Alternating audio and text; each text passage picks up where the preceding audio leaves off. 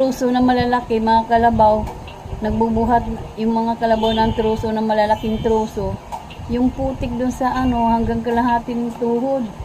Pag naibaon na ang paa mo, halos hindi mo na halos hindi mo na maangat ang paa ko sa ilalim ng putik.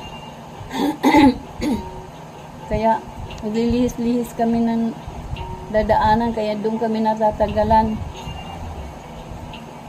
Umalis kami dyan sa Mahagna. O sa Mahagna ba yun?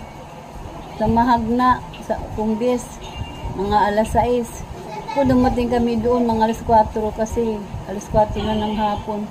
Sa sobrang putik, sa sobrang naligaw pa kasi kami ng daanan, bago ng mga daanan, sobrang damo.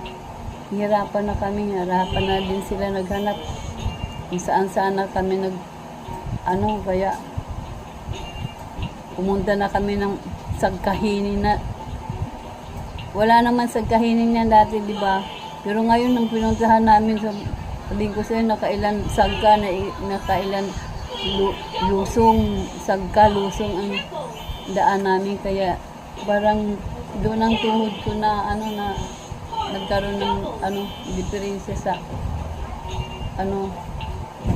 akyat baba ng bukid. Kasi sabi ko mali kasi ang dadaanan. Hindi kasi sila naniniwala na mali yung daanan. Napilitan ako na pumunta lang doon kahit inaano nga nila ako na iyan na, malapit na o may maliwanag. Hindi naman nila ako maloko dahil alam ko naman kung saan papunta yung bahay natin doon. Alam naman natin kung saan. Tayo naman ang laging nagpupunta-punta doon.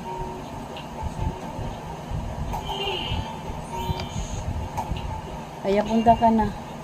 Kasi para kung anong gusto mo, bahala ka na doon. Alam mo na kinakatakutang slide papunta doon sa may Tibo. Kasi yung doon banda, sa sobrang tirik, papunta doon sa dagat ang tagos ng ang biyak ng mga bumubuho na lupa. Kaya nga iba dyan dyan banda sa may kay Jose. Nagkaroon ng slide ang lupa dyan papunta doon. Kaya nasobrahan ng hindi naman dyan dati